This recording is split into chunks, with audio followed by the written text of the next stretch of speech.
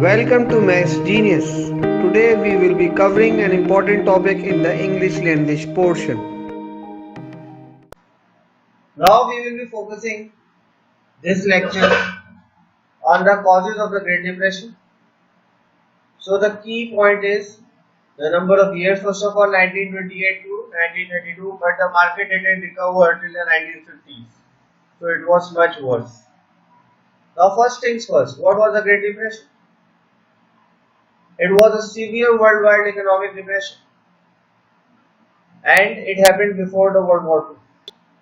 And in US, it started in the 1929, deepest depression of the 20th century. We became aware of the concept of hyperinflation in more detail in those periods. Now the prosperity of the 1920s. When a country is going very prosperous, so we never expected that it will come to a fall. The prosperity of the 1920s basically hit the growing economic problems. So when the country is more prosperous, you are unaware of its main and economic problems and what are the deep rooted causes. Because everything is going good and people start believing that if something is going good, so in the eventually it will become much better in the future. So the booming economy of the 1920s led to one thing, and that is overconfidence. Americans bought goods on credit and went into debt. So they start believing that we will be able to repay the debt later on. The stock market climbed higher and more people invested in the market. It was a bullish market, right? So bears and bulls, these are the two types of things. Bears means when the market is falling. Bulls is, and in the bulls market one thing is important, even the small investors start investing a lot of money, because they start believing, okay, if everyone is earning money, so we can also earn money in this market. So to sum up, the 1920s stock market went up, consumption went up. As we are aware, consumption is an important component of C of AD, that is aggregate demand. C plus I plus G plus X minus M. And if consumption rises, so does aggregate demand, and when aggregate demand rises, the equilibrium point shifts to the left. If I can just show it to you, this is AD, and now AD increases. This is AS. So this was the point of equilibrium for the country initially. Now it has risen to this point, and the GDP as rises, as it is shown over here that GNP also rises, but there is also rise in the inflation. But most of the people say that it's good type of inflation. There are two views, of course. So it's good inflation because it is due to the increase in aggregate demand, not due to the increase in AS or the factors of production.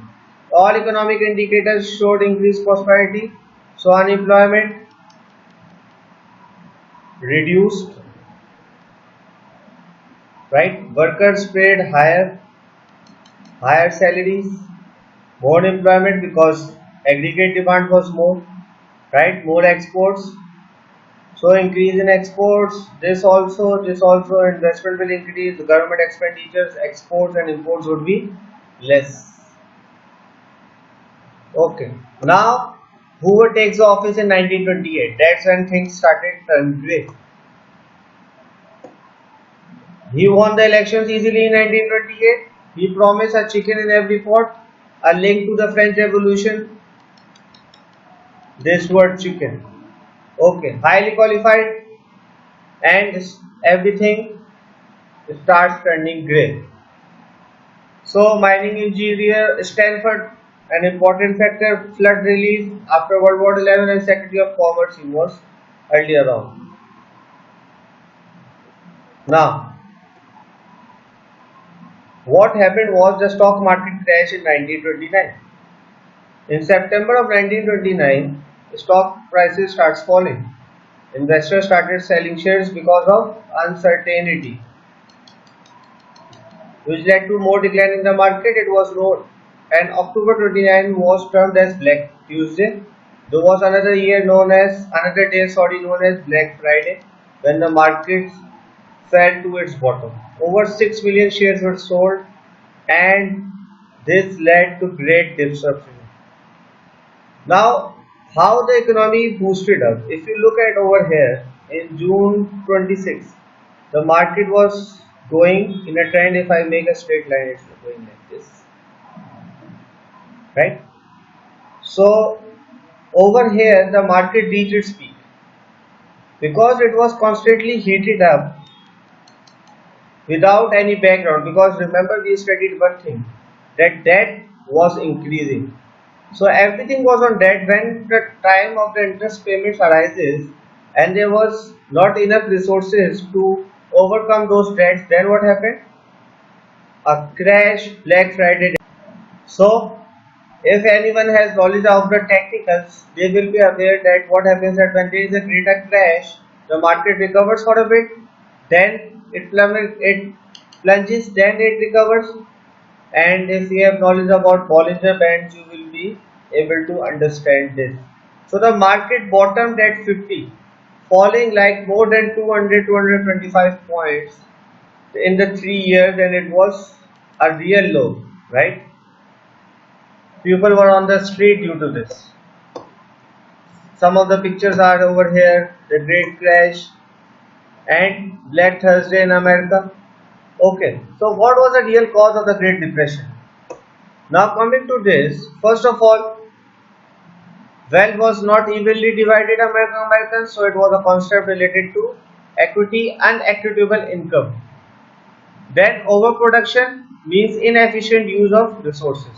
So you just have to know this first, right? Okay. Lack of diversification in the economy. There were more focus on these two sectors, and if you look at the CAPM model, the systematic risk was not reduced. Then coming to declining exports, exports were declining, so they introduced the Haley-Smooth tariff, which also reduced the exports.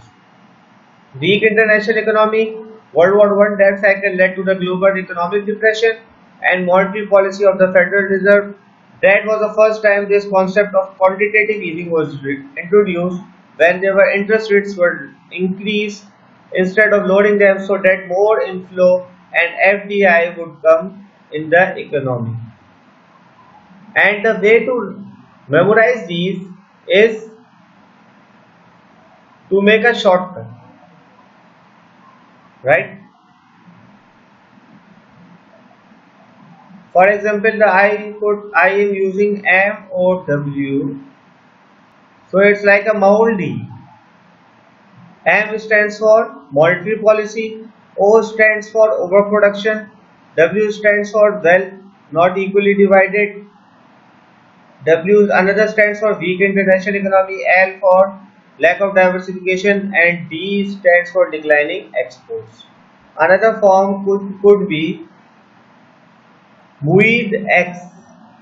M stands for monetary policy, O stands for overproduction, E unequitable from equity, E leads to another E leads to international economy, right, impact on the economy, D diversification, X exports, as we have in the concept of AD. Now this was happening. $100 will buy this car, must have cash, lost all on the stock market. So these type of things. Now coming to this warning sign first. First symptoms: farmers were in trouble. World War I, farmers increased production. Overproduction led to a drop in farm prices. Of course, if you look at the concept through economics, right, if we increase D, that would have been an increase in prices because demand would have risen. But over here, what is happening? D is constant and the supply curve shifts outwards. So what's happening is that prices fall down, and as prices fall down, and this area between the two supply curves is overproduction.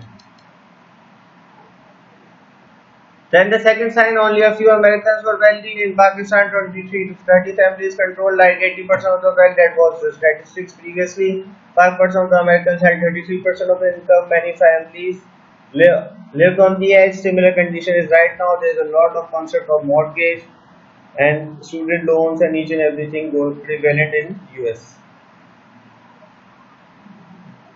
And there were too many goods and not enough consumers. So naturally C was declining, that is consumption, and when consumption is declining, so does AD. Now warning sign 3, Americans were buying on credit, so farmers were in debt.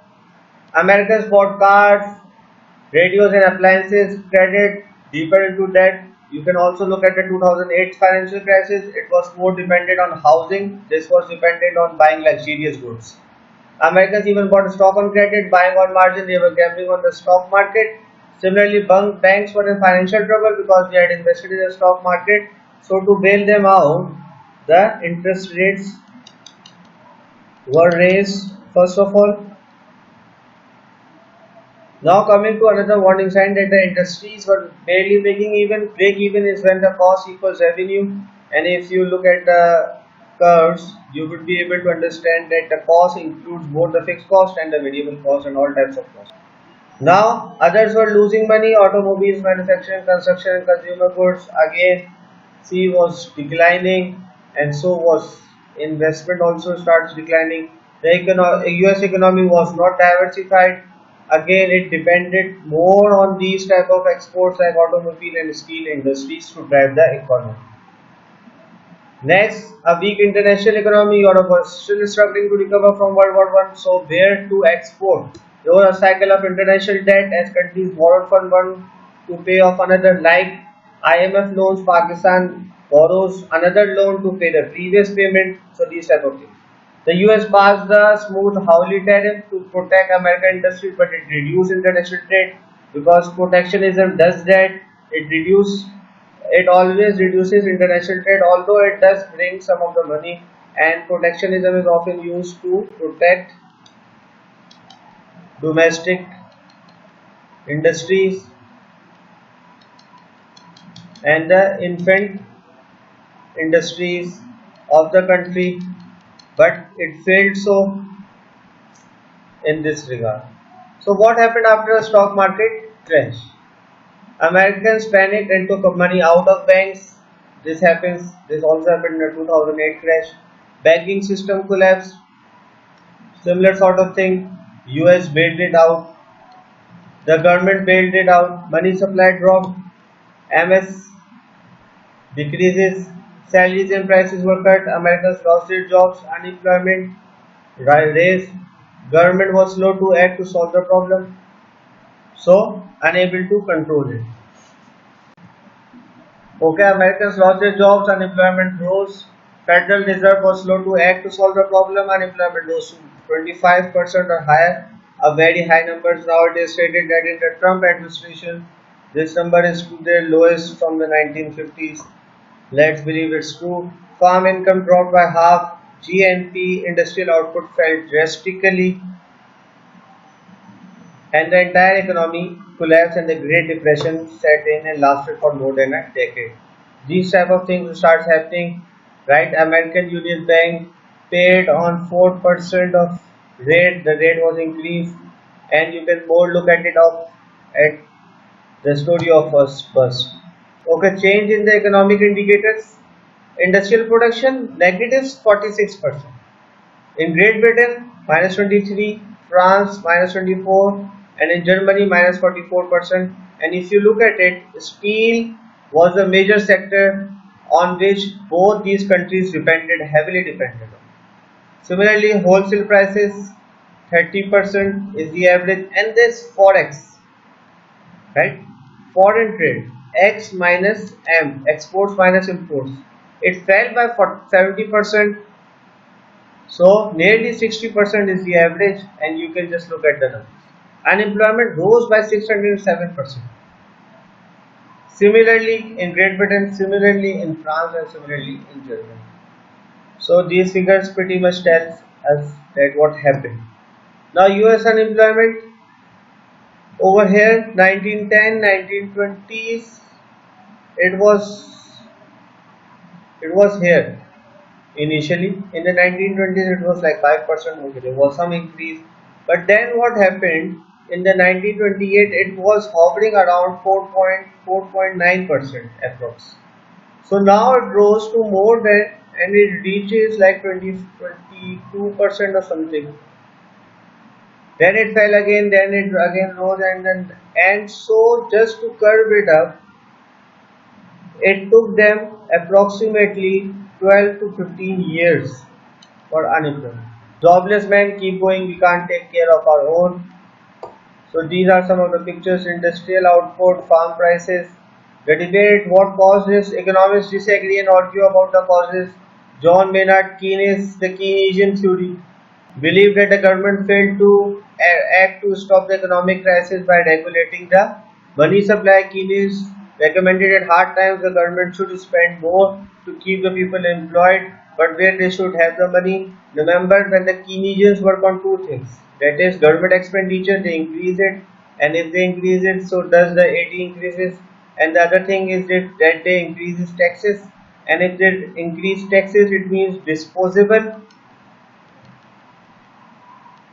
income is reduced, and when disposable income is reduced, so people spend less. So when people spend less, consumption decreases, it means AD decreases. I hope that for the macroeconomic students it's very important and you should pay more attention to this. Now, how did the Great Depression impact the American people? Had to seek unemployment and relief benefits, bread lines and soap lines. Unemployment reached 25%. Mass migrations, people start moving away from America. Number of homeless increase. Of course, shanty town starts building, and they were known as Hoovervilles. So this is important that these type of situations can happen in this time as well. I know three trades, I speak three languages, fought for 3 years, have 3 children, and no work for 3 months, but I only want one job. So these are the conditions of the shanty homes, how people used to live back then, and how people wanted jobs, what happened. No, poverty devastated rural America. Commodity prices plunged. October is, nowadays October is considered the time where commodity prices plunges. Farmers lost their farms and become tenant farmers, working for larger farmers. Of course, we merge, like the mergers you can say, or takeover. Great Plains became a dust bowl. Desperation caused migration to find writing on the rails. Okies, migrants from Oklahoma, they were known as. So these were some of the important characteristics of those people.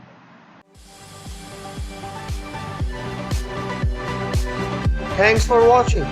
Please like, comment and share this video and subscribe my channel for more videos and updates.